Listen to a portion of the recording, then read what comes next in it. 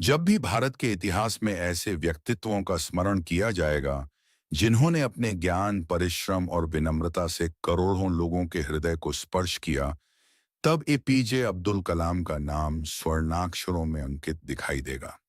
यह केवल एक वैज्ञानिक की कहानी नहीं है, बल्कि उस बालक की गाथा है जिसने कठिन परिस्थितियों के मध्य जन्म लेकर अपने सपनों के बल पर संपूर्ण राष्ट्र को नई दिशा प्रदान की।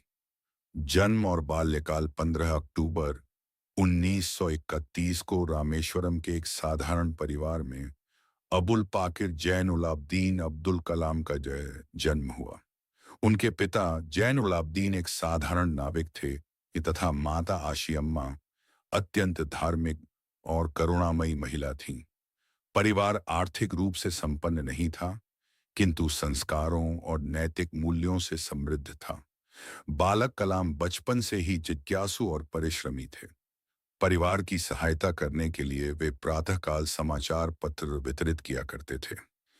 आर्थिक अभाव उनके मार्ग में अवश्य उपस्थित थे, किंतु उन्होंने कभी अपनी शिक्षा और स्वप्नों को बाधित नहीं होने दिया। शिक्षा और संघर्ष विद्यालय में कलाम की विशेष रुचि गणित और विज्ञान में थी। आकाश में उड़ते पक्षियों और विमानों को देखकर उनके मन में उड़ान विज्ञान के प्रति आकर्षण उत्पन्न हुआ। उच्च शिक्षा के लिए उन्होंने मद्रास इंस्टीट्यूट ऑफ टेक्नोलॉजी में प्रवेश प्राप्त किया। यहाँ उन्होंने एरोनॉटिकल इंजीनियरिंग का अध्ययन किया। यह समय उनके जीवन का अत्यंत चुनौतीपूर्ण चरण था। अनेक बार आर्थिक कठिनाइयों ने उनका मार्ग रोका, परंतु दृढ़ संकल्प ने उन्हें कभी पीछे नहीं हटने दिया।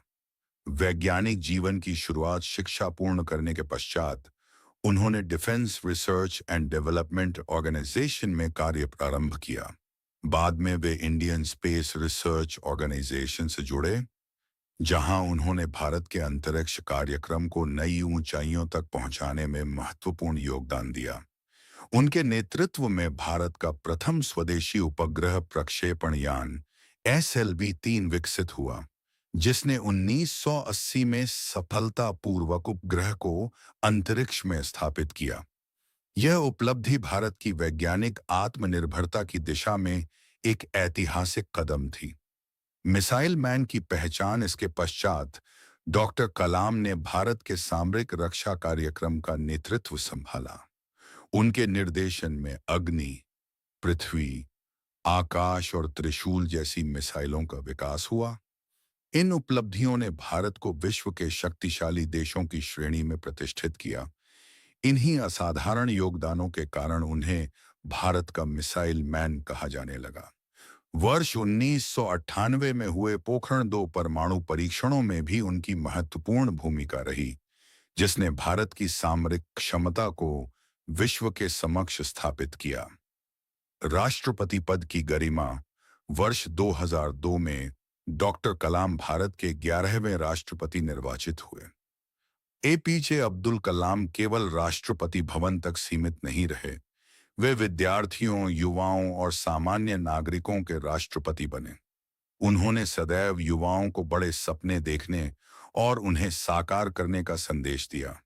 उनका प्रसिद्ध कथन था, सपने वे नहीं होते जो हम सोते समय देखते हैं, सपने वे होते हैं जो हमें सोने नहीं देते। उनकी सादगी, विनम्रता और राष्ट्र प्रेम ने उन्हें जन जन का प्रिय बना दिया। अंतिम समय राष्ट्रपति पद से मुक्त होने के बाद भी वे निरंतर शिक्षा और युवाओं के मार्गदर्शन में संलग्न रहे। 27 जुलाई 2015 को वे Indian Institute of Management Shillong में विद्यार्थियों को संबोधित करने पहुंचे थे। मंच पर व्याख्यान देते समय अचानक उनकी तबीयत बिगड़ गई। उसी दिन उन्होंने इस संसार को अलविदा कह दिया। उनकी आयु 83 वर्ष थी।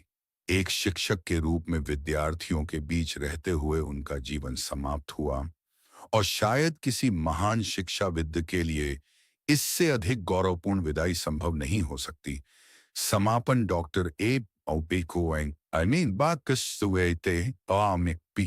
जैन अब्दुल कलाम का जीवन हमें सिखाता है कि जन्म की परिस्थितियां नहीं, बल्कि हमारे विचार, परिश्रम और संकल्प हमारे भविष्य का निर्माण करते हैं। रामेश्वरम का वह साधारण बालक भारत का महान वैज्ञानिक बना, राष्ट्र का राष्ट्रपति बना और करोड़ों युवाओं के सपनों का प्रेरणा स्रोत बन गया।